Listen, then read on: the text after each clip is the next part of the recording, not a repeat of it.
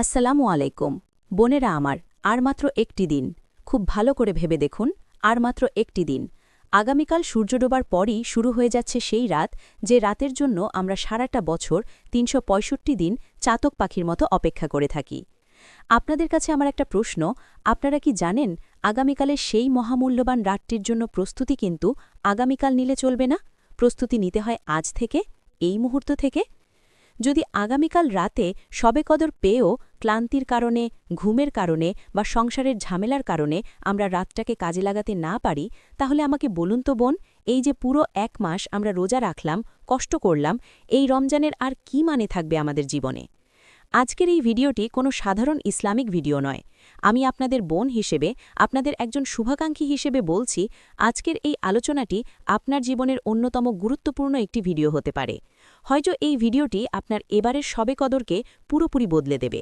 তাই সংসারের কাজ করতে করতেই হোক বা একটু নিরিবিলি বসে হোক ভিডিওটি একদম শেষ পর্যন্ত দেখুন প্রতিটি কথা আপনার হৃদয় গেঁথে নিন বোনেরা আগামীকাল দিবাগত রাতটি হল রমজানের ২৭তম রাত আমাদের হানাফি মাযহাব এবং জমহুর ওলামায়ে কেরামের মতে এই রাতটি শবে কদর হওয়ার সবচেয়ে সম্ভাবনাময় রাত একটু চোখ বন্ধ করে ভাবুন তো আল্লাহ সুবহানাহু ওয়া তাআলা এই রাতের সম্মান কত বেশি দিয়েছেন স্বয়ং আল্লাহ তাআলা পবিত্র কুরআনে এই রাতের নামে একটি আস্ত সূরা নাজিল করে দিয়েছেন সূরা আল কাদর আল্লাহ রাব্বুল আলামিন বলছেন লাইলাতুল কদরি খায়রুম মিন আলফি শাহর এর অর্থ কদরের রাত হাজার মাসের চেয়েও উত্তম বোনেরা একটু হিসেব করি আমরা হাজার মাস মানে কতদিন জানেন ৮৩ বছর ৪ মাস আল্লাহু আকবার একজন মানুষ যদি তার পুরো ৮৩ বছর হ্যাঁ একটি দিনও বাদ না দিয়ে টানা ৮৩ বছর প্রতিটি রাত ইবাদতে কাটায় সেজদায় পড়ে কাঁদে কালকির ওই একটি রাতের ইবাদত সেই ৮৩ বছরের টানা ইবাদতের চেয়েও উত্তম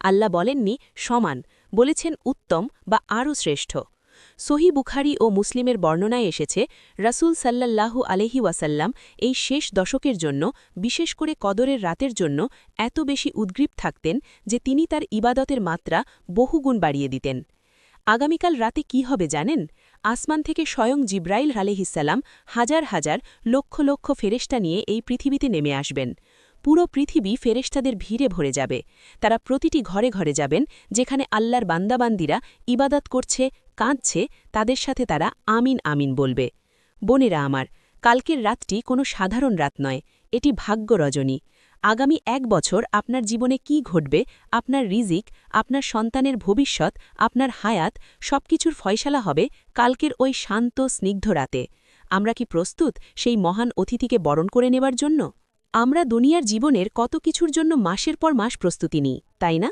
পরিবারে একটা বিয়ে থাকলে আমরা ৬ মাস আগে থেকে শাড়ি কিনি গয়না গড়ি সন্তানের একটা বোর্ড পরীক্ষার জন্য আমরা মায়েরা ১ বছর আগে থেকে নিজের ঘুম হারাম করে দিই কোথাও একটু ঘুরতে যাওয়ার জন্য আমরা কতদিন আগে থেকে প্যাকিং শুরু করি কিন্তু যে রাতটি আমাকে ৮৩ বছরের ইবাদতের সোয়াব দেবে আমার সারা জীবনের গুনাহ মাফ করে আমাকে সদ্য জন্ম নেওয়ার শিশুর মতো নিষ্পাপ করে দেবে সেই এক রাতের জন্য আমাদের কোনো প্রস্তুতি নেই কেন বোন রাসূল সাল্লাল্লাহু আলাইহি ওয়াসাল্লাম একটি হৃদয় কাঁপানো কথা বলেছেন সুনানে নাসাই এবং ইবনে মাজাতে একটি সহি হাদিস এসেছে রাসূল সাল্লাল্লাহু আলাইহি ওয়াসাল্লাম বলেছেন মান হুরিমাহা ফাকাদ হুরিমাল খাইরা কুল্লাহু ওয়ালা ইহরামু খাইরাহা ইল্লা মাহরুম এর অর্থ যে ব্যক্তি এই রাতের কল্যাণ থেকে বঞ্চিত হল সে মূলত সব ধরনের কল্যাণ থেকেই বঞ্চিত হল আর কেবল হতভাগ্য ব্যক্তিরাই এই রাতের কল্যাণ থেকে বঞ্চিত হয় আল্লাহু আকবার বোন আমরা কি সেই হতভাগ্যদের দলে অন্তর্ভুক্ত হতে চাই একটু ভেবে দেখুন গত বছরের রমজানে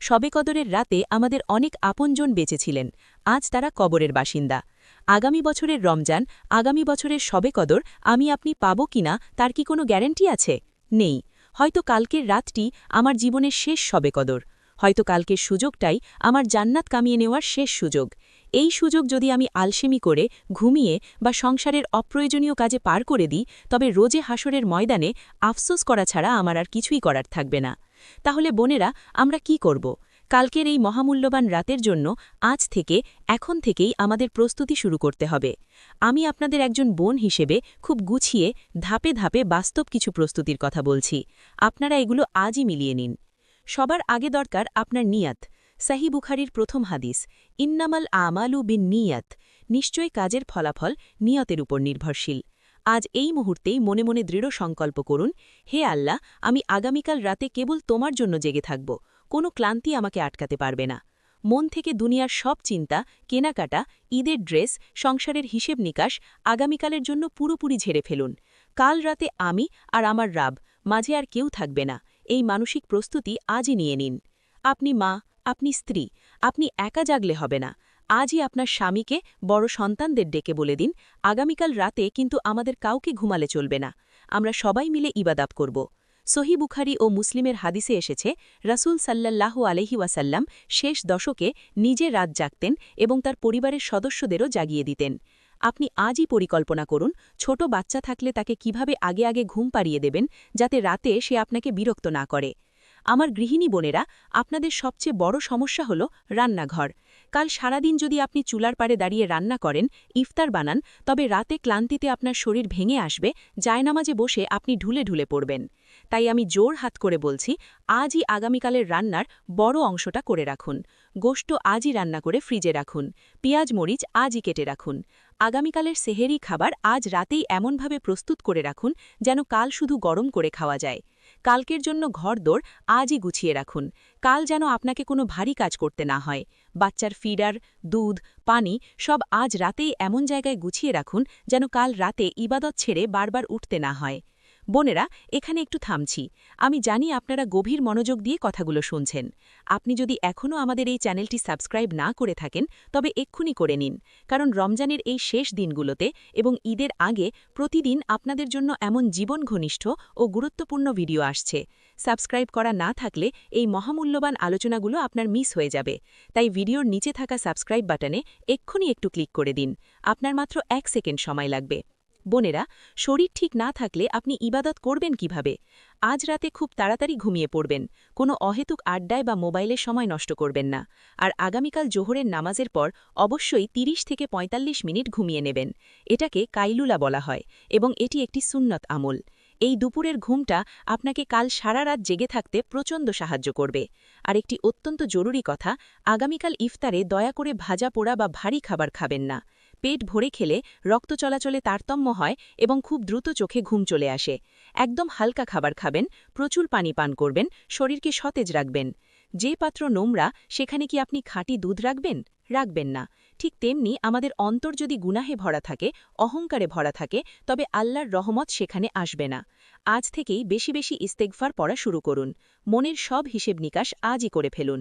কারো সাথে ঝগড়া থাকলে, শাশুড়ির সাথে, ননদের সাথে বা অন্য কারোর সাথে মনে কষ্ট থাকলে আল্লাহর ওয়াস্তে আজই তাকে ক্ষমা করে দিন।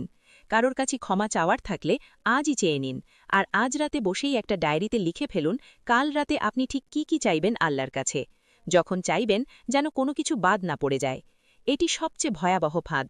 শয়তান আপনাকে কাল রাতে ঠিক এই মোবাইল দিয়েই ধোঁকা দেবে। আজই সিদ্ধান্ত নিন, আগামীকাল ইফতারের পর থেকে সেহেরি পর্যন্ত আপনার মোবাইল ফোন বন্ধ থাকবে অথবা অন্য কোনো ঘরে পড়ে থাকবে। কোনো ফেসবুক, কোনো ইউটিউব, কোনো অপ্রয়োজনীয় হোয়াটসঅ্যাপ চ্যাট কাল রাতে চলবে না। মোবাইলে শুধু যদি কোরআন তিলাওয়াতের অ্যাপ বা দোয়ার অ্যাপ থাকে, তবে সেটুকুই ব্যবহার করবেন। ইন্টারনেট ডাটা বা ওয়াইফাই কাল রাতে দয়া করে অফ রাখবেন। এখন আমার অনেক বোন হয়তো কিছু প্রশ্ন ভাবছেন। আমি আপনাদের মনের কথাগুলো একটু ক্লিয়ার করে দিই। হয়তো ভাবছেন, আগামীকাল ২৭তম রাতেই কি নিশ্চিতভাবে শবে কনের হবে? বোন, কদরের রাতকে আল্লাহ শেষ দশকের বিজোড় রাতগুলোতে লুকিয়ে রেখেছেন। ২১, ২৩, ২৫, ২৭, ২৯ যে কোনো রাতেই হতে পারে। কিন্তু সাহাবাই কেরাম ও আমাদের হানাফি মাঝহাবের বড় বড় আলেমদের মতে ২৭তম রাতে শবে কদর হওয়ার সম্ভাবনা সবচেয়ে বেশি। তাই কালকের রাতটাকে আমরা কোনোভাবেই হাতছাড়া করব না। হয়তো ভাবছেন, প্রস্তুতি না নিলে কি শবে কদর পাওয়া যাবে না? অবশ্যই পাওয়া যাবে, যদি আপনি ইবাদত করেন। কিন্তু প্রস্তুতি ছাড়া ইবাদত করলে মনোযোগ আসে না, শরীর সাপোর্ট দেয় না। আর প্রস্তুতি নেওয়াটা আপনার ইবাদতের প্রতি আন্তরিকতার প্রমাণ। কারো হয়তো মাসিক বা হায়েস চলছে, ভাবছেন, আমি কি প্রস্তুতি নেব? শতভাগ প্রস্তুতি নেবেন বোন। মাসিক কোনো পাপ নয়, এটি আল্লাহর দেওয়া একটি ফিজিক্যাল কন্ডিশন। আপনি এই রাতে নামাজ ও কোরআন স্পর্শ পড়া ছাড়া বাকি সব করতে পারবেন। আপনি জায়নামাজে বসে আল্লাহর জিকির করবেন, তাসবিহ পড়বেন, অঝোর ধারায় কাঁদবেন। আপনি কিছুতেই এই রাতের রহমত থেকে বঞ্চিত হবেন না ইনশাআল্লাহ। পরিবার সহযোগিতা না করলে কি করবেন? খুব শান্তভাবে তাদের বোঝানোর চেষ্টা করবেন। যদি তারা না শোনে, ঝগড়া করবেন না। আপনি আপনার নিজের ইবাদতে ফোকাস করবেন। কালকের রাতটি ঝগড়া করে নষ্ট করার মতো রাত নয়। আমার স্নেহের বোনেরা, এই মুহূর্তে আপনি যখন ভিডিওটি দেখছেন, আমার রব্বুল আলমিন আপনাকে দেখছেন। তিনি দেখছেন যে তার এক বান্দি শবে কদরের প্রস্তুতির কথা শুনছে। আপনি কি কালকের সেই রাতের জন্য প্রস্তুত? আমরা মায়েরা আমাদের সন্তানের যখন খুব জ্বর হয়, আমরা কি সারা রাত তার শিওরে বসে জেগে থাকি না? সন্তানের পরীক্ষার আগের রাতে আমরা কি ঘুমাই? দুনিয়ার সামান্য একটা ডিগ্রির জন্য, সামান্য মায়ার জন্য যদি আমরা মায়েরা রাত জাগতে পারি, তবে যে আল্লাহ আমাকে সৃষ্টি করেছেন, যে আল্লাহ আমাকে এত মায়া করেন, কালকের ওই একটি রাতে কি আমরা সেই রবের জন্য জেগে থাকতে পারি না? হয়তো আপনার জীবনে অনেক গুনাহ আছে। হয়তো এমন কোনো গুনাহ আছে যা আপনি কাউকে বলতে পারেন না, শুধু আপনি আর আপনার আল্লাহ জানেন। কালকের রাতটি সেই গুনাহ মুছে ফেলার রাত। কাল রাতে আল্লাহ প্রথম আসমানে এসে ডাকতে থাকবেন, কে আছো ক্ষমা চাওয়ার? আমি ক্ষমা করে দেব।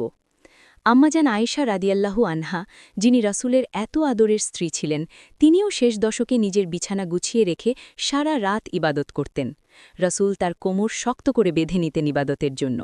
আর আমরা তো সাধারণ গুনাহগার নারী, আমাদের তো কান্নার প্রয়োজন আরও অনেক বেশি। বোনেরা, আর মাত্র একটি দিন। আমি আবার মনে করিয়ে দিচ্ছি, আজ রাতে তাড়াতাড়ি ঘুমান, কাল দুপুরে একটু বিশ্রাম নিন, কালকের রান্নাবান্না আজই কিছুটা এগিয়ে রাখুন। কালকের রাতটি কেবল আপনার আর আপনার আল্লাহর। ওই রাতে দুনিয়ার আর কারও কোনো অংশদারিত্ব থাকবে না। নিজেকে পুরোপুরি আল্লাহর কাছে সঁপে দেবেন। হয়তো এটাই আমার আর আপনার জীবনের শেষ শবে কদর। এই সুযোগ হাতছাড়া করবেন না বোন, আল্লাহর দোহাই এই সুযোগ হারাবেন না। আসুন, আমরা আল্লাহর কাছে এই দোয়াটি কাল সারা রাত বেশি বেশি পড়ব, যা রাসূল মা আয়েশাকে শিখিয়েছিলেন। আল্লাহুম্মা ইন্নাকা আফুন তুহিব্বুল আফওয়া ফা'ফু আন্নি। অর্থ, হে আল্লাহ, নিশ্চয়ই আপনি ক্ষমাশীল, আপনি ক্ষমা করতে ভালোবাসেন, কাজেই আপনি আমাকে ক্ষমা করে দিন। হে আল্লাহ, আমার যে বোনেরা এই ভিডিওটি দেখছেন, তাদের সবাইকে আপনি আগামীকালের শবে কদর নাসিব করুন। তাদের শারীরিক ও মানসিক প্রস্তুতি নেওয়ার তৌফিক দিন, তাদের জীবনের সব গুনাহ মাফ করে দিন। আমিন ইয়া রব্বাল আলামিন। বোনেরা, কারা কারা আগামীকালের এই মহামূল্যবান রাতের জন্য আজ থেকে, এখন থেকেই প্রস্তুতি নেওয়া শুরু করছেন? আমাকে এখনই কমেন্ট বক্সে লিখে জানান, আমি আগামীকাল রাতের জন্য প্রস্তুতি নিচ্ছি ইনশাআল্লাহ। এই ভিডিওটি এখনই আপনার পরিবারের অন্য বোনদের, বান্ধবীদের এবং আত্মীয়দের কাছে শেয়ার করে দিন। হয়তো আপনার একটি শেয়ারের কারণে কোনো বোন কালকের রাতের গুরুত্ব বুঝতে পারবে এবং তার ইবাদতের সওয়াবের একটি অংশ আপনার আমলনামায়ও জমা হবে। ভিডিওটি সেভ করে রাখুন এবং আমাদের চ্যানেলটি যদি এখনও সাবস্ক্রাইব না করে থাকেন, তবে এখনই সাবস্ক্রাইব করে বেল আইকনে ক্লিক করুন। আল্লাহ আপনাদের সবাইকে ভালো রাখুন, সুস্থ রাখুন। কালকের রাতের ইবাদতে আমাকেও আপনাদের দোয়ায় মনে রাখবেন। আসসালামু আলাইকুম ওয়া রাহমাতুল্লাহ।